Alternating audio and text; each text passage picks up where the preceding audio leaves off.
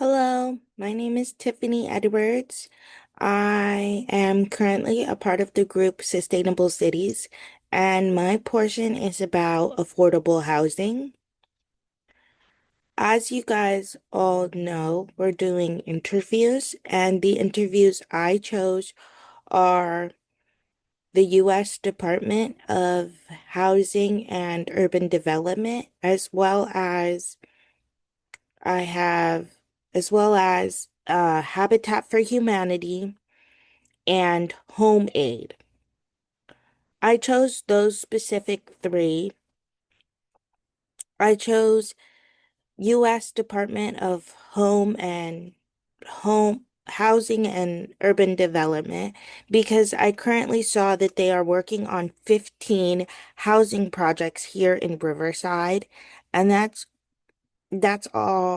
currently what I found for Riverside alone.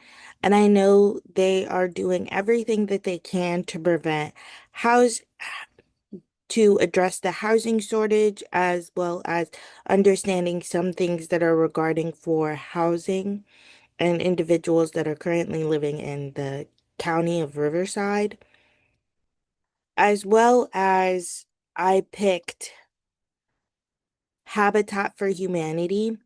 I picked Habitat for Humanity because I know previously that they use people from the community to build housing complexes complexes around like cities and counties and things. And I was wondering like how do they come up with the location? What goes into planning a housing department? And I know from looking at it from trying to be a volunteer with Habitat of Humanity, I currently I currently found out that they use people who specialize who are like retired or they're looking for volunteer opportunities. So they use people who are kind of like um retired. So they need people for electrical, plumbing, etc., housing, as well as painting. But then again, anybody can paint. But they kind of use them for more structuring, flooring, building frames, and things like that. And those are the people who help build the houses.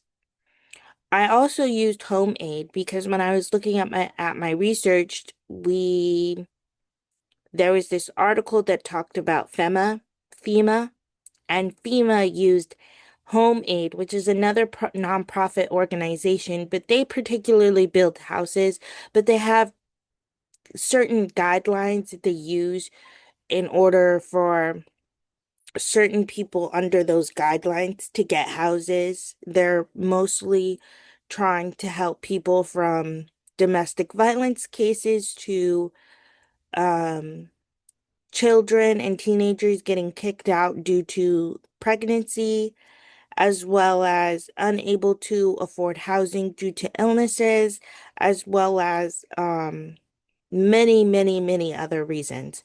And as well, I think they also help with drug and addiction to help find a housing, but I think they're like, oh, yeah, this is for help with housing.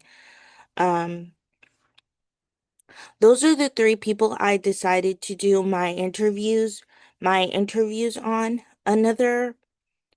I haven't been able to successfully get any feedback from my emails that I sent out on Wednesday. Yeah, on Wednesday. I wasn't able to get any information back from that, but coming up on Monday, I will call and follow up as well as sending respondent brief. ugh, oh my God. Asking for follow-up emails and getting some follow-up information as well. If that all comes to a complete dead end stop, I do plan on reaching out to one of my formal former college graduates who currently is in grad school for urban development and graduated for urban development. So I'll probably ask him about a couple of information, anything he seems, and then If I know that would be one source, but I would ask him.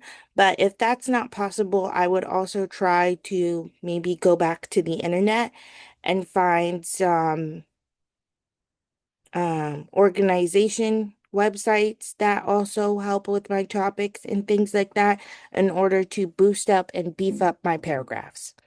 Thank you so much, but this is my status for my interviews and how everything's going with that. Thank you so much, and thank you for listening.